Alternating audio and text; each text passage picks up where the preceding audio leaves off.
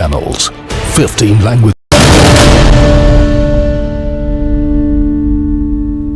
खबर जो मुद्दा बने प्रोग्राम च तुहाडा स्वागत है। मैं हां नीरज बाली। ਅੱਜ ਦੀ ਖਬਰ ਪਹਿਲੀ ਸਭ ਤੋਂ ਵੱਡਾ ਮੁੱਦਾ ਹੈ ਔਰ ਇਹ ਆਉਣ ਵਾਲੇ ਸਮੇਂ ਦੇ ਵਿੱਚ ਸਭ ਤੋਂ ਵੱਡਾ ਮੁੱਦਾ ਬਣ ਸਕਦਾ ਹੈ। ਕਿਹਾ ਜਾ ਰਿਹਾ ਹੈ ਕਿ ਆਉਣ ਵਾਲੇ 6 ਮਹੀਨੇ ਬਹੁਤ ਜ਼ਿਆਦਾ ਗੰਭੀਰ ਨੇ ਔਰ ਇਹ ਵੀ ਕਿਹਾ ਜਾ ਰਿਹਾ ਹੈ ਕਿ ਆਉਣ ਵਾਲੇ 6 ਮਹੀਨਿਆਂ ਦੇ ਵਿੱਚ 3 ਲੱਖ ਬੱਚਿਆਂ ਦੀ ਮੌਤ ਹੋ ਸਕਦੀ ਹੈ।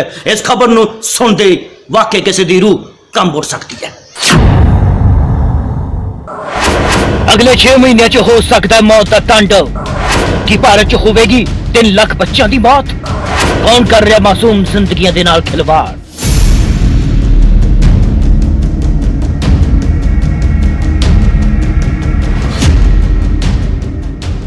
कोरोना हुण जो मानवता के लिए काल बन चुका है। दुनिया भर च 41,39,794 तो वध लोग कोरोना के नाल संक्रमित ने और 2.5 लाख तो वध लोग इस दे नाल अपनी जान भी गवा चुके हैं।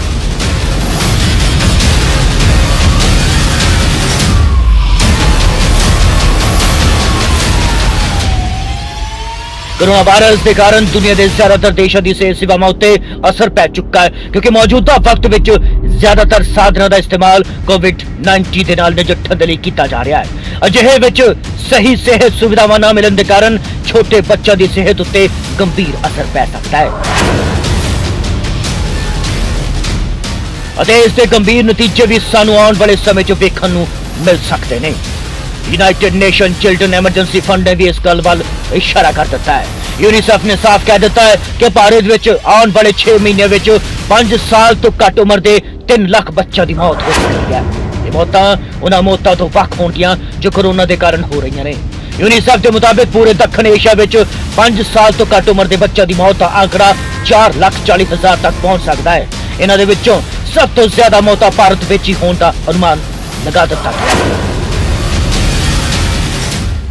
यूनिसेफ के अनुमान के मुताबिक भारत तो बाद पाकिस्तान विच मौतों का आंकड़ा सब तो ज्यादा रहने वाला है। पाकिस्तान दे विच 95,000, बांग्लादेश दे विच 28,000, अफगानिस्तान दे विच 13,000 और नेपाल दे विच 4,000 बच्चों की जान जा सकती है। पर आखिर आने वाले 6 महीनों च अजिहा की होने वाला है कि इन्ने मासूमां नूं अपनी जान तो हथ धोना पवेगा।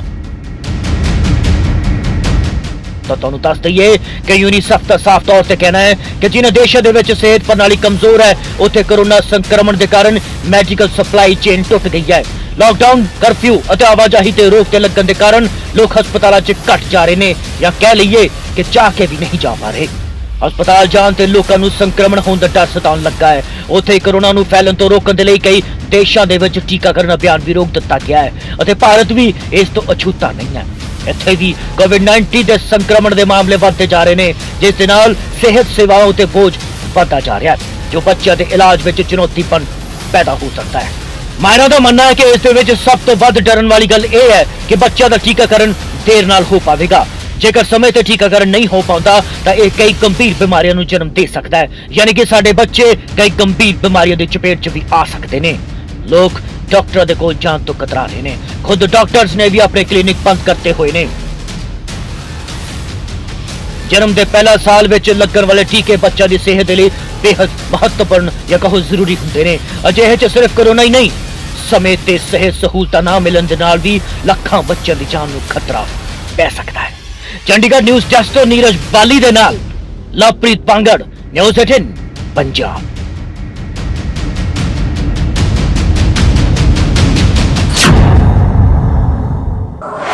हुण एक अजिही खबर जो वाकई सुर्खियां बनता जा रहा है। जी हाँ, कबड्डी खिडारी दी मौत जिस नूं लैके सियासत भी पख रही है तो सोशल मीडिया ते इंसाफ नूं लैके मंगा भी तेज हो चुकियां ने, आवाज़ां तिखियां हो चुकियां ने। कुल मिला जुला के इस पूरे मसले दे विच की यह भेद बन के रह जाएगा कि कबड्डी खिडारी दी मौत किवें होई सी।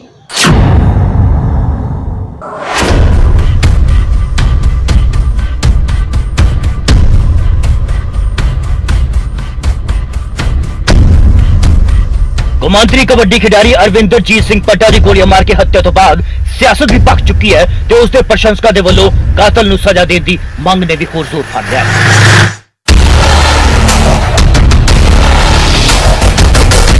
सोशल मीडिया ते इंसाफ देने की मंग भी चीख चीख के कई सवाल कर रही है तो दूजे पासे कहा जा रहा है कि पुलिस इस गल ते अड़ी दिखी कि उन्हें जो किया वो सही किया।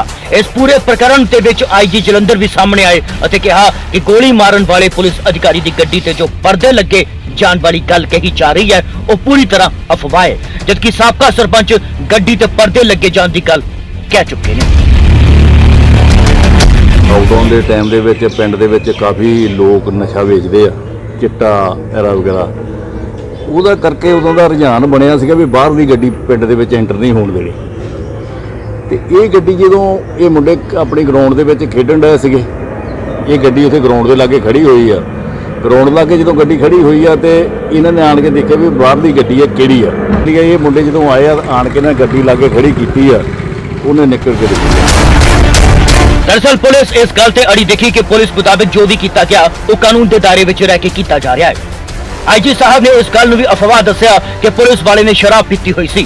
आईजी साहब का साफ तौर पर कहना सी कि सोशल मीडिया ते गलत प्रचार किया जा रहा है। उन्होंने दावा किया कि परिवार भी अजिहे प्रचार च समर्थन नहीं करता। उस कहानी नूं एक रंगी रंगत देने की कोशिश की गई है या की जा रही है, लोगों को गुमराह करने की, तफ्तीश ਨੂੰ ਗੁੰਮਰਾਹ ਕਰਨ ਦੀ ਕੋਸ਼ਿਸ਼ ਕੀਤੀ ਜਾ ਰਹੀ ਹੈ। ਇਹ ਗੱਲ ਪਬਲਿਕ ਤੱਕ ਪਹੁੰਚਾਉਣੀ ਬਹੁਤ ਜ਼ਰੂਰੀ ਹੈ ਕਿ ਇਸ ਕੋਵਿਡ ਦੇ ਇੰਨੇ ਚੈਲੰਜਿੰਗ ਸਮੇਂ ਦੇ ਵਿੱਚ ਇਸ ਤਰੀਕੇ ਦੀ ਫਾਲਸ ਨਿਊਜ਼ ਨੂੰ ਫੈਲਾਉਣਾ, ਇਸ ਤਰੀਕੇ ਨਾਲ ਇੱਕ ਬੰਦੇ ਦੀ ਗਲਤੀ ਨੂੰ ਪੂਰੇ ਪ੍ਰਸ਼ਾਸਨ ਦੇ ਸਿਰ ਮੜਨਾ, ਇਹ ਗਲਤ ਗੱਲ ਹੈ। नौनिहाल सिंह जी ने साफ किया कि कोई भी बंदा पंजाब पुलिस वास्ते कानून तो ऊपर नहीं। उन्हें गलत जानकारी फैलाने वाले ते कानूनी कार्रवाई करने दे गल भी कही है। उस केस में पंजाब पुलिस वचनबद्ध है, वो कमिटेड है कि वो बिल्कुल सही ते जायज़ कार्रवाई करेगी, भावें वो कल्प्रेट कोई भी होवे।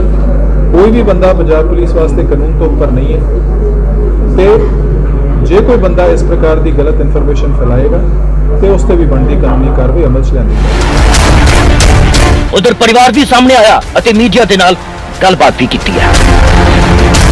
पुठे पासे ना चलो, जे आप कर सकते आप ये करिए कि आप स्पीडी ट्रायल हो जाए, उन्होंने जस्टिस मिले सारे टब्बर को।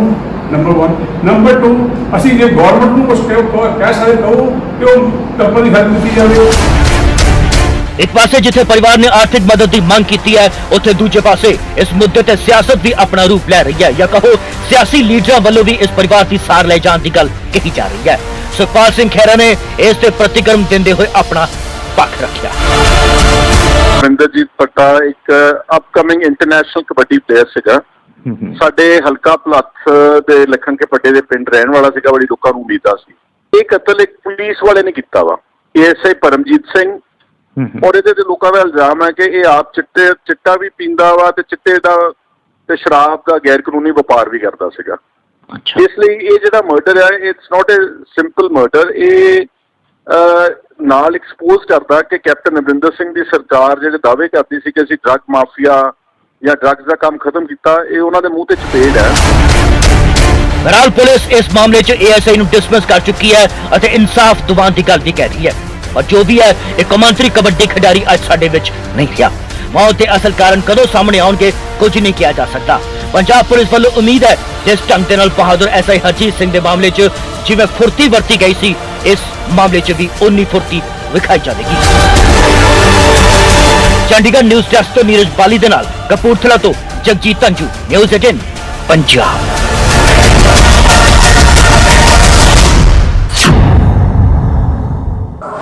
लॉकडाउन के कारण प्रवासी मजदूर पलायन कर चुके ने। जो थोड़े बते बचे ने उन्हां दी वे सबर दा बंध जिहड़ा टुटदा जा रहा है। इन्हां अज सीधे तौर पर एक हाई वोल्टेज ड्रामा वेखण नूं मिलिया है, लेकिन इस दे विच एक गल बिल्कुल स्पष्ट है कि इसका सब तो माड़ा असर किसानां उत्ते पवेगा, क्योंकि किसानां नूं इस वेले मजदूरां दी सख्त जरूरत है। सो किसानां दे चेहरे ते जो चिंतावां दी लकीरां अज वेखण नूं मिलियां वो वाकई चिंतायोग ने।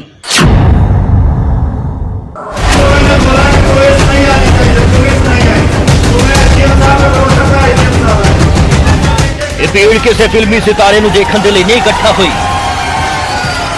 ये लोग अपने हकों के लिए रोज गुजारा कर रहे हैं। कोरोना तो ज्यादा डर इन्होंने भुख मरीदा है। ये तस्वीरां मलेरकोटला के अरिहंत तक मिलती ने। जो मजदूर के सबर का बंध टुटिया तो मिल मालका तो लैके प्रशासन नूं हत्थां पैरां ते पै गईयां। ਹਾਲਾਤ ਇੰਨੇ ਬੇਕਾਬੂ ਹੋ ਗਏ ਕਿ ਮਜ਼ਦੂਰਾਂ ਦੇ ਵੱਲੋਂ ਕੀਤੇ ਗਏ ਹੰਗਾਮਾ ਅਤੇ ਪੱਥਰਬਾਜ਼ੀ ਦੇ ਦੌਰਾਨ ਕਈ ਸੀਨੀਅਰ ਪ੍ਰਸ਼ਾਸਨਿਕ ਅਧਿਕਾਰੀ ਪੂਰੀ ਤਰ੍ਹਾਂ ਫੱਟੜ ਹੋ ਗਏ।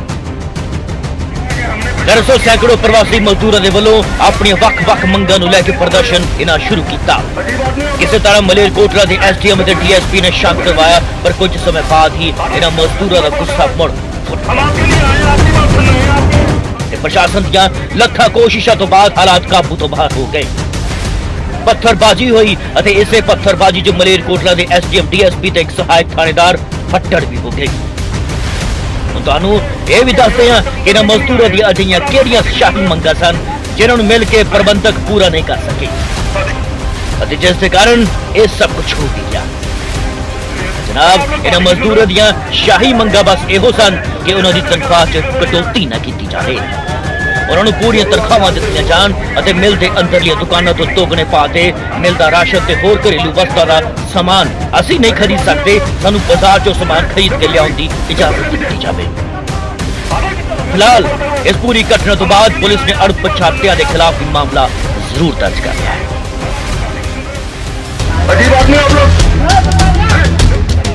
ਇਹਨਾਂ ਦਾ ਗੁੱਸਾ ਜਾਇਜ਼ ਸੀ ਜਾਂ ਨਹੀਂ, ਇਸ ਦਾ ਜਵਾਬ ਪ੍ਰਸ਼ਾਸਨ ਦੇਵੇ, ਪਰ ਇਹ ਸੱਚਾਈ ਅਸੀਂ ਸਭ ਜਾਣਦੇ ਹਾਂ ਕਿ ਸੂਬੇ 'ਚ ਬਚੇ ਮੁੱਠੀ ਪਰ ਪ੍ਰਵਾਸੀ ਮਜ਼ਦੂਰਾਂ ਦੇ ਹਾਲਾਤ ਕੁਝ ਬਹੁਤੇ ਚੰਗੇ ਨਹੀਂ ਹੈ, ਬੜੇ ਖਰਾਬ ਨੇ। ਇਹ ਤਾਂ ਹਾਲ ਸੀ ਮਲੇਰਕੋਟਲੇ ਦਾ, ਜਿੱਥੇ ਮਜ਼ਦੂਰ ਆਪਣੀਆਂ ਮੰਗਾਂ ਨੂੰ ਲੈ ਕੇ ਪਿੱਟ ਸਿਆਪਾ ਕਰਦੇ ਨੇ। ਪਰ ਦੂਜੇ ਪਾਸੇ ਇਹ ਤਸਵੀਰਾਂ ਵੀ ਦਿਲ ਨੂੰ ਸਕੂਨ ਨਹੀਂ ਦਿੰਦੀਆਂ, ਬਲਕਿ ਸਾਨੂੰ ਅਤੇ ਪ੍ਰਸ਼ਾਸਨ ਨੂੰ ਲਾਹਨਤਾਂ ਪਾ ਰਹੀਆਂ ਨੇ। ਇਹ ਸਵਾਲ ਪੁੱਛ ਰਹੀਆਂ ਨੇ ਕਿ ਆਖਰ ਸਾਡਾ ਕਸੂਰ ਕੀ ਹੈ।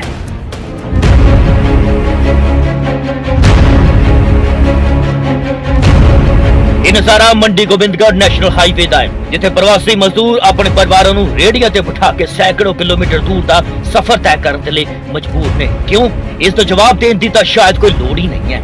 ਇਹ ਮਜ਼ਦੂਰ ਮੋਗਾ ਤੋਂ ਮੁਰਾਦਾਬਾਦ ਆਪਣੇ ਘਰ ਜਾਣਾ ਚਾਹੁੰਦੇ ਨੇ, ਕੋਈ ਸਾਈਕਲ ਤੇ, ਕੋਈ ਰੇਹੜੀ ਤੇ ਤਾਂ ਕੋਈ ਪੈਦਲ ਹੀ ਆਪਣੀ ਮੰਜ਼ਿਲ ਦੇ ਵੱਲ ਨੂੰ ਤੁਰ ਪਿਆ। ਇਹਨਾਂ ਮਾਸੂਮ ਬੱਚਿਆਂ ਨੂੰ ਤਾਂ ਸ਼ਾਇਦ ਇਸ ਗੱਲ ਦਾ ਅਹਿਸਾਸ ਵੀ ਨਹੀਂ ਹੋਣਾ ਕਿ ਉਹਨਾਂ ਦੇ ਮਾਪੇ ਇਸ ਸਮੇਂ ਕੀ ਕਰ ਕੀ ਰਹੇ ਨੇ, ਕਿਸ ਹਾਲਤ ਚੋਂ ਗੁਜ਼ਰ ਰਹੇ ਨੇ। ਇਹ ਲੋਕ ਕਹਿੰਦੇ ਨੇ ਕਿ ਸਾਨੂੰ ਕੋਈ ਸ਼ੌਕ ਨਹੀਂ ਪੁਲਿਸ ਦੇ ਡੰਡੇ ਖਾਣ ਦਾ ਜਾਂ ਇਸ ਤਰ੍ਹਾਂ ਸੜਕਾਂ ਤੇ ਆਪਣਾ ਚੰਮ ਸਾੜਨ ਦਾ।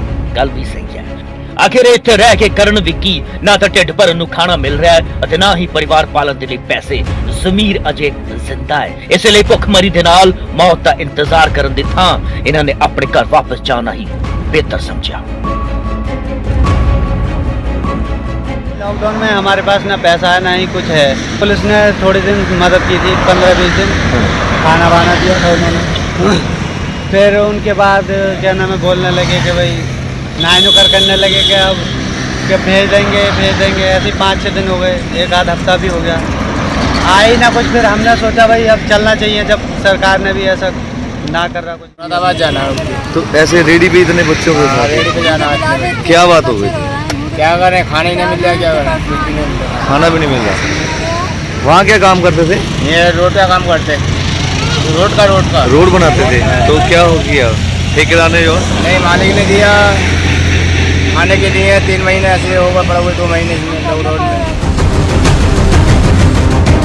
ਇਹਨਾਂ ਤਸਵੀਰਾਂ ਨੂੰ ਦੇਖ ਕੇ ਕਿਸੇ ਦੀਆਂ ਅੱਖਾਂ ਵੀ ਭਰ ਆਉਣ, ਪਰ ਕੋਈ ਹੈ ਜੋ ਇਹਨਾਂ ਪ੍ਰਵਾਸੀ ਮਜ਼ਦੂਰਾਂ ਦੇ ਜਾਨ ਤੋਂ ਸਭ ਤੋਂ ਵੱਧ ਦੁਖੀ ਹੈ, ਜਿਸ ਦੇ ਸਿਰ ਤੇ ਮੰਨੋ ਮੁਸੀਬਤਾਂ ਦਾ ਪਹਾੜ ਟੁੱਟ ਗਿਆ ਹੋਵੇ। ਉਹ ਹੈ ਸਾਡਾ ਕਿਸਾਨ। ਪੰਜਾਬ 'ਚ ਕੋਰੋਨਾ ਵਾਇਰਸ ਦੇ ਫੈਲਾਅ ਨੂੰ ਮੁੱਖ ਰੱਖਦਿਆਂ ਪ੍ਰਵਾਸੀ ਮਜ਼ਦੂਰਾਂ ਦੀ ਘਰ ਵਾਪਸੀ ਦੇ ਨਾਲ ਜਿੱਥੇ ਕਾਰੋਬਾਰੀਆਂ ਦੀ ਚਿੰਤਾ ਵੱਧ ਗਈ ਹੈ, ਉੱਥੇ ਕਿਸਾਨ ਵੀ ਡਾਢੇ ਪਰੇਸ਼ਾਨ ਨੇ, ਕਿਉਂਕਿ ਝੋਨੇ ਦੀ ਲੁਆਈ ਤੇ ਵੀ ਸੰਕਟ ਮੰਡਰਾ ਰਿਹਾ ਹੈ। ਪੰਜਾਬ 'ਚ ਝੋਨੇ ਦੀ ਲੁਆਈ ਦੇ ਲਈ ਮਜ਼ਦੂਰਾਂ ਦੀ ਕਮੀ ਹੋ ਸਕਦੀ ਹੈ, ਇਸ ਲਈ ਸਰਕਾਰ ਨੇ ਹੁਣ ਝੋਨੇ ਦੀ ਲੁਆਈ 10 ਜੂਨ ਤੈਅ ਕੀਤੀ ਹੈ। ਪਰ ਸਵਾਲ ਇਹ ਹੈ ਕਿ ਆਖਿਰ ਕਿਸਾਨ ਬਿਨਾਂ ਲੇਬਰ ਝੋਨਾ ਕਿਵੇਂ ਲਾਵੇਗਾ? ਸਰਕਾਰ ਨੇ ਜਿਹੜਾ ਫੈਸਲਾ ਲਿਆ, ਮੈਂ ਕਹਿੰਦਾ ਉਹਨਾਂ ਨੇ ਆਪਣੇ ਸੋਚ ਸਮਝ ਦੇ ਹਿਸਾਬ ਨਾਲ ਸਹੀ ਲੈ ਲਿਆ 10, ਪਰ ਉਹ ਸਾਡੇ ਹਿਸਾਬ ਨਾਲ ਬਿਲਕੁਲ ਗਲਤ ਆ, ਕਿਉਂਕਿ ਜੋ ਲੇਬਰ ਦੀ ਘਾਟ ਆਉਣ ਵਾਲੇ ਸਮੇਂ ਦੇ ਵਿੱਚ ਪੈਣੇ ਵਾਲੀ ਆ, ਆਉਣ ਵਾਲੇ ਦਿਨਾਂ ਦੇ ਵਿੱਚ ਪੈਣੇ ਵਾਲੀ ਆ, ਉਸ ਹਿਸਾਬ ਦੇ ਨਾਲ ਸਾਡੇ ਕੋਲ ਜਿਹੜਾ ਝੋਨਾ ਟਾਈਮ ਨਾਲ ਨਹੀਂ ਲੱਗਿਆ। ਜਦ ਤੱਕ ਝੋਨਾ ਟਾਈਮ ਨਾਲ ਨਾ ਲੱਗੂਗਾ, ਫਿਰ ਹੋਣਾ ਕੀ ਆ, ਬਾਅਦ ਦੇ ਵਿੱਚ ਜਦੋਂ ਕਟਾਈ ਕਰਦੇ ਉਹਦੇ ਵਿੱਚ ਨਮੀ ਜ਼ਿਆਦਾ ਆ ਜਾਂਦੀ ਆ। ਲੇਬਰ ਦੀ ਘਾਟ ਕਾਰਨ ਉਹ ਸਾਨੂੰ ਨਤੀਜੇ ਜਿਹੜੇ ਲਾਸਟ ਦੇ ਵਿੱਚ ਜ਼ਿਆਦਾ ਭੁਗਤਣੇ ਪੈਂਦੇ। ਕਿਸਾਨ ਆਗੂਆਂ ਦਾ ਸਾਫ਼ ਤੌਰ ਤੇ ਕਹਿਣਾ ਹੈ ਕਿ ਸਰਕਾਰ ਨੂੰ ਇਸ ਵੱਲ ਧਿਆਨ ਦੇਣਾ ਚਾਹੀਦਾ ਹੈ ਕਿ ਜੇਕਰ ਸਰਕਾਰ 10 ਦੀ ਥਾਂ 1 ਜੂਨ ਤੋਂ ਝੋਨਾ ਲਾਉਣ ਦੀ ਇਜਾਜ਼ਤ ਦੇ ਦਿੰਦੀ ਤਾਂ ਕਿਸਾਨਾਂ ਨੂੰ ਕੁਝ ਰਾਹਤ ਜ਼ਰੂਰ ਮਿਲ ਜਾਂਦੀ, ਪ੍ਰਵਾਸੀ ਮਜ਼ਦੂਰ ਨਾ ਜਾਂਦੇ। 8.5 ਲੱਖ ਮਜ਼ਦੂਰਾਂ ਨੇ ਆਪਣੇ ਫਾਰਮ ਭਰ ਦਿੱਤੇ ਆ, ਜੋ ਕਿ ਬਹੁਤ ਜਲਦੀ ਆਪਣੇ ਦੇਸ਼ ਜਾਣਾ ਚਾਹੁੰਦੇ ਆ। ਤੇ ਜੇ ਇਹ ਮਜ਼ਦੂਰ ਆਪਣੇ ਦੇਸ਼ ਚਲੇ ਗਏ ਤੇ ਫਿਰ ਝੋਨਾ ਲਾਉਣਾ ਬਹੁਤ ਔਖਾ ਹੋ ਜਾਊਗਾ ਜ਼ਿਮੀਂਦਾਰਾਂ ਲਈ। ਇਸ ਕਰਕੇ ਸਰਕਾਰ ਨੂੰ ਚਾਹੀਦਾ ਜੋ ਕਿ ਝੋਨੇ ਦੀ ਲਵਾਈ ਆ ਉਹ 1 ਜੂਨ ਤੋਂ ਚਾਲੂ ਕਰਾਈ ਜਾਵੇ। ਸਿਰਫ ਪੰਜਾਬ ਹੀ ਨਹੀਂ, ਗੁਆਂਢੀ ਸੂਬੇ ਹਰਿਆਣਾ ਦਾ ਵੀ ਇਹੋ ਹਾਲ ਹੈ। ਇੱਕ ਤਾਂ ਲੇਬਰ ਦੀ ਘਾਟ ਤੇ ਦੂਜੇ ਪਾਸੇ ਕਿਸਾਨਾਂ ਨੂੰ ਮਸ਼ੀਨਾਂ ਵੀ ਨਹੀਂ ਮਿਲ ਰਹੀਆਂ। ਹਾਲਾਂਕਿ ਪ੍ਰਸ਼ਾਸਨ ਕਿਸਾਨਾਂ ਦੀ ਕਰ ਵਾਪਸੀ ਮਦਦ ਕਰਨ ਦਾ ਪੂਰਾ ਭਰੋਸਾ ਜ਼ਰੂਰ ਦੇ ਰਿਹਾ ਹੈ। ਲੇਬਰਾਂ ਤਾਂ ਹੁਣ ਤਕਰੀਬਨ ਅਸੀਂ ਵੇਖ ਹੀ ਰਹੇ ਹਾਂ, ਟੈਲੀਵਿਜ਼ਨ 'ਚ ਜਾ ਹੀ ਰਹੀਆਂ ਨੇ, ਰੁਕ ਨਹੀਂ ਰਹੀਆਂ ਹੈ ਕਿਉਂ ਕਹਿੰਦੇ ਨੇ ਅਸੀਂ ਆਪਣੇ ਸਥਾਨਾਂ ਤੇ ਚਲੇ ਜਾਈਏ। ਤੇ ਹੁਣ ਅਸੀਂ ਖੇਤ ਦੇ ਵਿੱਚ ਰੋਜ਼ ਜਾਂਦੇ ਹਾਂ, ਗੇੜਾ ਮਾਰ ਕੇ ਮੁੜੇ ਆਉਂਦੇ ਹਾਂ। ਅਸੀਂ ਇਹ ਸੋਚ ਰਹੇ ਹਾਂ ਬਈ ਹੁਣ ਜੀਰੀ ਲਾਈਏ ਜਾਂ ਨਾ ਲਾਈਏ, ਵੀ ਹੁਣ ਜਿਹੜੀਆਂ ਪਿੰਡ ਦੀਆਂ ਲੇਬਰਾਂ ਨੇ ਉਹ ਤਾਂ ਕਾफ़ी महंगियां पैणगियां। मेरा पानी मेरी विरासत नाम से एक योजना शुरू की है। कोई भी किसान जिसने विगत वर्ष 2019 में अपने किसी जमीन के टुकड़े पर अगर धान की फसल लगाई थी, जिस किले में, उस किले में अगर धान के अलावा अन्य फसलें लगाता है जिसमें मक्का, उड़द, अरहर या अन्य खरीफ की फसलें हैं, तो उसे 7,000 रुपये प्रति एकड़ का लाभ हरियाणा सरकार द्वारा देना निश्चित। ਚੰਡੀਗੜ੍ਹ ਨਿਊਜ਼ ਡੈਸਕ ਤੋਂ ਲਵਪ੍ਰੀਤ ਪਾਂਗੜ ਦੇ ਨਾਲ ਟਾਂਡਾ ਤੋਂ ਦੀਪਕ ਪਹਿਲ, ਮਲੇਰਕੋਟਲਾ ਤੋਂ ਰਵੀ ਆਜ਼ਾਦ, ਅੰਬਾਲਾ ਤੋਂ ਕ੍ਰਿਸ਼ਨ ਬਾਲੀ, ਫਤਿਹਗੜ੍ਹ ਸਾਹਿਬ ਤੋਂ ਗੁਰਦੀਪ ਸਿੰਘ, ਨਿਊਜ਼ 18 ਪੰਜਾਬ।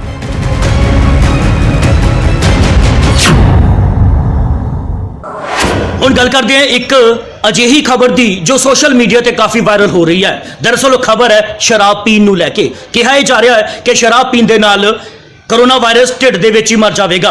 ਹਾਲਾਂਕਿ ਇਸ ਤੇ ਕਈ ਤਰ੍ਹਾਂ ਦੇ ਕਿਆਸ ਰਾਈਆਂ ਦੇ ਦੌਰ ਜਾਰੀ ਨੇ, ਲੇਕਿਨ ਇੱਕ ਰਿਪੋਰਟ ਸਾਹਮਣੇ ਆਈ ਹੈ ਜਿਸ ਤੋਂ ਇਹ ਸਾਫ਼ ਹੋ ਗਿਆ ਹੈ ਕਿ ਸ਼ਰਾਬ ਪੀਣ ਦੇ ਨਾਲ ਨੁਕਸਾਨ ਹੋਵੇਗਾ ਜਾਂ ਫਾਇਦਾ। ਕਿਉਂਕਿ ਸ਼ਰਾਬ ਨੂੰ ਜ਼ਿਆਦਾਤਰ ਐਲਕੋਹਲ ਦੇ ਤੌਰ ਤੇ, ਯਾਨੀ ਕਿ ਐਲਕੋਹਲ ਸੈਨੀਟਾਈਜ਼ਰ ਦੇ ਤੌਰ ਤੇ ਹੱਥਾਂ ਨੂੰ ਧੋਣ ਦੇ ਲਈ ਜਾਂ ਸੈਨੀਟਾਈਜ਼ ਕਰਨ ਦੇ ਲਈ ਵਰਤਿਆ ਜਾਂਦਾ ਹੈ ਜਾਂ ਦੇਖਿਆ ਜਾਂਦਾ ਹੈ। ਪਰ ਹੁਣ ਸ਼ਰਾਬ ਨੂੰ ਲੈ ਕੇ ਜੋ ਕਿਆਸ ਰਾਈਆਂ ਜਾਂ ਸੋਸ਼ਲ ਮੀਡੀਆ ਤੇ ਵੀਡੀਓ ਵਾਇਰਲ ਹੋਈਆਂ ਸਨ, ਉਸ ਨੂੰ ਲੈ ਕੇ ਇੱਕ ਪੇਸ਼ ਹੈ ਰਿਪੋਰਟ।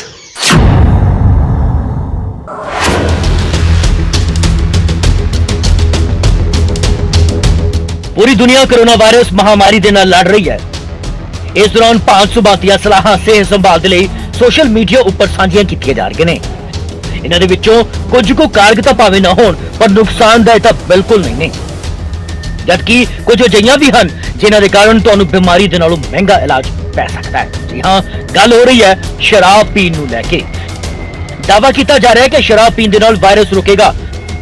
बेशक ये दावा पूरे जोरा शोरा दे नाल कीता जा रहा है, पर दस दईए, साफ कर दईए कि दावा पूरी तरह दे नाल गुमराह कौन है। यानी कि ये दावा बिल्कुल गलत है। संभव है कि नुकसानदायक भी साबित हो सकता है। भारत दे विच एक सियासतदान ने लॉकडाउन के कारण बंद पए शराब के ठेकिਆਂ ਨੂੰ फौरी तौर ते खोलण ਦੀ ਮੰਗ ਕੀਤੀ। कांग्रेस के एक सीनियर कांग्रेसी आगू भारत सिंह ने कहा कि जो कोरोना वायरस शराब दे नाल हाथ धोण दे नाल हत्थां तो खत्म किया जा सकता है, तो यकीनन ही शराब पीण दे नाल एक गले विचों भी खत्म किया जा सकता है। हालांकि इस दावे की पुष्टि करने के लिए कोई मेडिकल सबूत नहीं है। विश्व सेहत संगठन ने भी साफ कर दिता है, यानी कि WHO ने कहा है कि शराब पीना वायरस नूं फैलन तो रोकण दा कोई तरीका नहीं है अते सगों इस नाल सेहत दे नाल जुड़ियां होर मुश्किलातां खड़ियां हो सकदियां ने। शराब यानी कि एल्कोहल दी विश्व सेहत संगठन WHO दे वल्लों इक्को बार जिक्र करता है कि जदों ओह हैंड सैनिटाइजर बनाउण दे लई इस दी वरतों दी गल करदा होवे।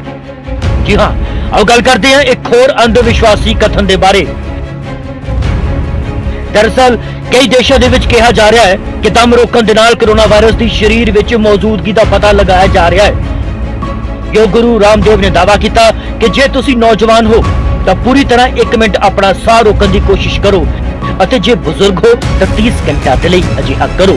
जे तुसी अजिहा कर सको तो तुसी तंदुरुस्त हो, पर जे ना कर सको तो तुहानू कोरोना वायरस की लाग लग चुकी है। दस दईए कि इस वायरस की पुष्टि किसी भी तरह कोई विज्ञानिक नहीं करता है, इसका कोई विज्ञानिक सबूत नहीं है। रामदेव के मुताबिक ही साह वाला टेस्ट करते समय नासा विच सरों के तेल दी कुछ बूंदा पाउण दे नाल वायरस साह नली विचों खुराक नली विच चलिया जावेगा, जिथे साडे पाचक रस विच इस नूं खत्म कर देणगे। योग गुरु दे देश विच बहुत सारे प्रशंसक जरूर ने अते उन्हां दा भांत सुभांते उत्पादां दा भारत विच वड्डा कारोबार भी है। ਪਰ ਭਾਰਤ ਸਰਕਾਰ ਦੀ ਆਪਣੀ ਫੈਕਟ ਚੈੱਕ ਸੇਵਾ ਨੇ ਸਰੋਂ ਦੇ ਤੇਲ ਸੰਬੰਧੀ ਇਸ ਦਾਅਵੇ ਨੂੰ ਵੀ ਬੇਬੁਨਿਆਦ ਸਾਬਤ ਕਰ ਦਿੱਤਾ ਹੈ। ਸੋ ਅਫਵਾਹਾਂ ਤੋਂ ਬਚੋ। ਚੰਡੀਗੜ੍ਹ ਨਿਊਜ਼ ਡੈਸਕ ਤੋਂ ਨੀਰਜ ਪਾਲੀ, ਨਿਊਜ਼ 18 ਪੰਜਾਬ।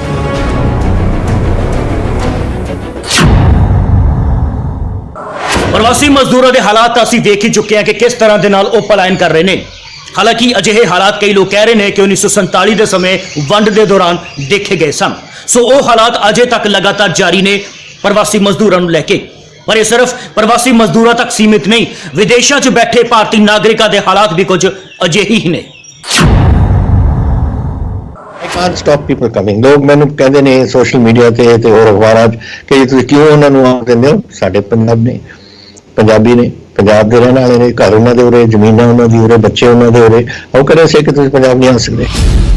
ਬੀਤੇ ਦਿਨੀ ਕੈਪਟਨ ਅਮਰਿੰਦਰ ਸਿੰਘ ਦੇ ਵੱਲੋਂ ਦਿੱਤੇ ਗਏ ਇਸ ਬਿਆਨ 'ਚ ਸ਼ਾਇਦ ਕਈ ਲੋਕਾਂ ਨੂੰ ਉਮੀਦ ਸੀ ਇੱਕ ਨਵੀਂ ਕਿਰਨ ਨਜ਼ਰ ਆ ਰਹੀ ਸੀ ਅਤੇ ਹੁਣ ਕੈਪਟਨ ਸਾਹਿਬ ਦਾ ਆਪਣੇ ਵਾਅਦੇ ਤੇ ਖਰਾ ਉਤਰਨ ਦਾ ਸਮਾਂ ਵੀ ਆ ਚੁੱਕਾ ਹੈ। ਅਸੀਂ ਅਜਿਹਾ ਕਿਉਂ ਦੱਸ ਰਹੇ ਹਾਂ? ਚਲੋ ਆਓ ਦੱਸਦੇ ਹਾਂ। ਪਰ ਤੁਸੀਂ ਕਿਤੇ ਇਸ ਇਮਾਰਤ ਤੇ ਝੂਲ ਰਹੇ ਤਿਰੰਗੇ ਅਤੇ ਉਸ ਦੇ ਸਾਹਮਣੇ ਖੜੇ ਇਹਨਾਂ ਲੋਕਾਂ ਨੂੰ ਦੇਖ ਕੇ ਕਿਤੇ ਧੋਖਾ ਨਾ ਖਾ ਜਾਇਓ। ਇਹ ਤਸਵੀਰਾਂ ਭਾਰਤ ਦੀਆਂ ਨਹੀਂ, ਕੰਬੋਡੀਆ ਦੇ ਨੇ, ਜਿੱਥੇ ਫਸੇ ਇਹ ਭਾਰਤੀ ਵਤਨ ਵਾਪਸੀ ਦੀ ਗੁਹਾਰ ਲਗਾ ਰਹੇ ਨੇ। ਇਹ ਲੋਕ ਭਾਰਤੀ ਦੂਤਾਵਾਸ ਦੇ ਬਾਹਰ ਖੜੇ ਨੇ, ਮਦਦ ਦੀ ਗੁਹਾਰ ਲਗਾ ਰਹੇ ਨੇ, ਜਿਨ੍ਹਾਂ 'ਚ ਕਈ ਲੋਕ ਬਟਾਲਾ ਦੇ ਨੇ। ਇਹਨਾਂ ਲੋਕਾਂ ਦਾ ਸਾਫ਼ ਤੌਰ ਤੇ ਕਹਿਣਾ ਹੈ ਕਿ ਉਹ ਹਰ ਰੋਜ਼ ਭਾਰਤੀ ਦੂਤਾਵਾਸ ਤੇ ਚੱਕਰ ਲਗਾਉਂਦੇ ਨੇ, ਪਰ ਉਹਨਾਂ ਨੂੰ ਠੋਕਰਾਂ ਤੋਂ ਸਿਵਾ ਹੋਰ ਕੁਝ ਨਹੀਂ ਮਿਲ ਰਿਹਾ। ਇਹਨਾਂ 150 ਦੇ ਕਰੀਬ ਲੋਕਾਂ 'ਚ ਕਈ ਸੈਲਾਨੀ ਮਹਿਲਾਵਾਂ ਅਤੇ ਬੱਚੇ ਵੀ ਸ਼ਾਮਿਲ ਨੇ, ਜੋ ਇਸ ਸਮੇਂ ਨਰਕ ਵਰਗੀ ਜ਼ਿੰਦਗੀ ਜੀਣ ਦੇ ਲਈ ਮਜਬੂਰ ਹੋ ਚੁੱਕੇ ਨੇ ਅਤੇ ਸਰਕਾਰ ਤੋਂ ਬਸ ਇਹੋ ਗੁਹਾਰ ਲਗਾ ਰਹੇ ਨੇ ਕਿ ਸਰਕਾਰ ਜੀ ਪਲੀਜ਼ ਸਾਡੀ ਮਦਦ ਕਰੋ, ਅਸੀਂ ਆਪਣੇ ਘਰ ਵਾਪਸ ਪਰਤਣਾ ਚਾਹੁੰਦੇ ਹਾਂ, ਸਾਡਾ ਪਰਿਵਾਰ ਸਾਡੀ ਰਾਹ ਦੇਖ ਰਿਹਾ ਹੈ। ਕੰਬੋਡੀਆ ਭਾਰਤੀ ਦੂਤਾਵਾਸ 'ਚ ਇਕੱਠੇ ਹੋਏ ਆ। ਅਸੀਂ ਸਾਰੇ ਹੀ ਭਾਰਤੀ ਵਾਪਸ ਇੰਡੀਆ ਜਾਣਾ ਚਾਹੁੰਦੇ ਹਾਂ।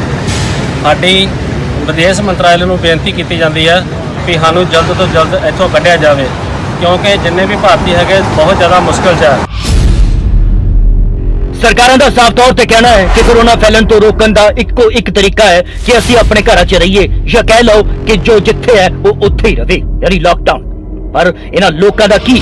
ਇਹਨਾਂ ਲੋਕਾਂ ਦੇ ਕੋਲ ਨਾ ਪੈਸੇ ਹੈ ਅਤੇ ਨਾ ਹੀ ਕੋਈ ਇਹਨਾਂ ਦੀ ਮਦਦ ਕਰ ਰਿਹਾ ਹੈ। ਅਜਿਹੇ 'ਚ ਕੋਰੋਨਾ ਦੇ ਡਰ ਦੇ ਕਾਰਨ ਇਹਨਾਂ ਨੂੰ ਆਪਣੇ ਹਾਲ ਤੇ ਤਾਂ ਨਹੀਂ ਛੱਡਿਆ ਜਾ ਸਕਦਾ।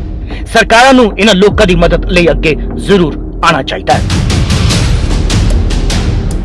ਬਟਾਲਾ ਤੋਂ ਬਿਸ਼ੰਬਰ ਬਿੱਟੂ, ਨਿਊਜ਼ 18 ਪੰਜਾਬ।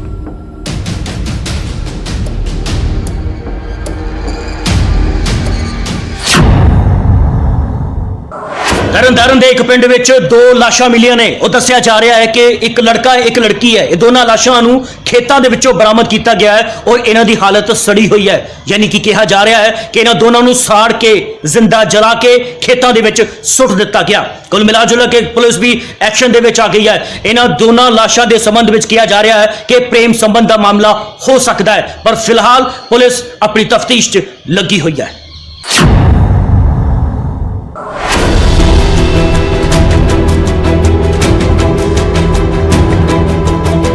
ਬੁੱਧਵਾਰ ਦੀ ਚੜ੍ਹਦੀ ਸਵੇਰ ਖੇਮਕਰਨ ਦੇ ਪਿੰਡ ਦੋਹਲ ਕੋਣਾ ਵਿੱਚ ਉਦੋਂ ਸਨਸਨੀ ਫੈਲ ਕੇ ਜਦੋਂ ਨੇੜਲੇ ਖੇਤਾਂ ਦੇ ਵਿੱਚੋਂ 2 ਸੜੀਆਂ ਹੋਈਆਂ ਲਾਸ਼ਾਂ ਬਰਾਮਦ ਹੋਈਆਂ। ਇਹ ਲਾਸ਼ਾਂ ਸਨ ਪਿੰਡ ਦੇ ਜਵਾਨ ਮੁੰਡਾ ਤੇ ਕੁੜੀ ਦੀ। ਪਿੰਡ ਵਾਸੀਆਂ ਦੇ ਮੁਤਾਬਿਕ ਨਾਜਾਇਜ਼ ਪ੍ਰੇਮ ਸੰਬੰਧਾਂ ਦੇ ਚੱਲਦੇ ਇਸ ਪ੍ਰੇਮੀ ਜੋੜੇ ਦਾ ਕਤਲ ਕਰ ਦਿੱਤਾ ਗਿਆ ਤੇ ਲਾਸ਼ਾਂ ਦੀ ਪਹਿਚਾਣ ਲਗਾਉਣ ਦੇ ਲਈ ਦੋਹਾਂ ਦੇ ਚਿਹਰੇ ਨੂੰ ਸਾੜ ਵੀ ਦਿੱਤਾ ਗਿਆ। ਹਾਲਾਂਕਿ ਇਲਜ਼ਾਮ ਦੀ ਸੂਈ ਲੜਕੀ ਦੇ ਪਰਿਵਾਰ ਦੇ ਵੱਲ ਘੁੰਮ ਰਹੀ ਹੈ। ਜਿਹੜੀ ਕੁੜੀ ਇਹਦੇ ਨਾਲ ਉਹਦੇ ਥੋੜੇ ਨਜਾਇਜ਼ ਸੰਬੰਧ ਸੀ ਤੇ ਭਾਈ 8 ਤਰੀਕ ਦੀ ਰਾਤ ਨੂੰ ਤੜਕੇ 4 ਵਜੇ ਦੀ ਗੱਲ ਆ। ਇਹਦੀ ਮਾਂ ਜਿਹੜੀ ਸੁੱਖੀ ਉਹ ਸਾਡੇ ਘਰ ਗਈ ਤੇ ਉਹਨੇ ਜਾ ਕੇ ਸਾਨੂੰ ਉਠਾਇਆ ਕਿ ਤੁਹਾਡਾ ਮੁੰਡਾ ਜੋਗਾ ਕਿੱਥੇ ਆ। ਇਹਨਾਂ ਨੇ ਉਹਨੂੰ ਮਾਰ ਕੇ ਉਹਨੂੰ ਚੁੱਕ ਕੇ ਮਾਰਿਆ। ਫਿਰ ਸਾਡੇ ਘਰੇ ਜਾ ਕੇ ਸੱਚੇ ਹੋਣ ਦੇ ਮਾਰੇ ਨੇ ਜਾ ਕੇ ਸਾਨੂੰ ਦੱਸਿਆ ਕਿ ਆਹ ਗੱਲ ਹੋ ਗਈ ਆ।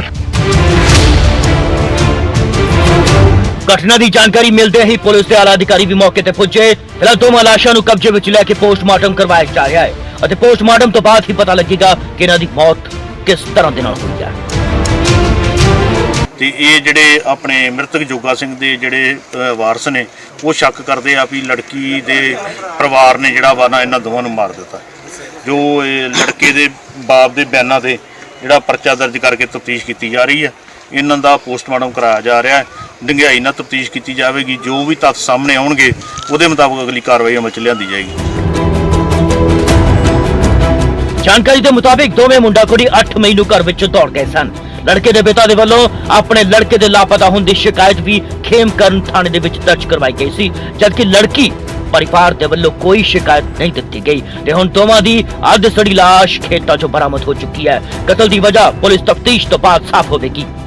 ਤਰਨਤਾਰਨ ਤੋਂ ਸਿਧਾਰਥ ਅਰੋੜਾ, ਨਿਊਜ਼ 18 ਪੰਜਾਬ।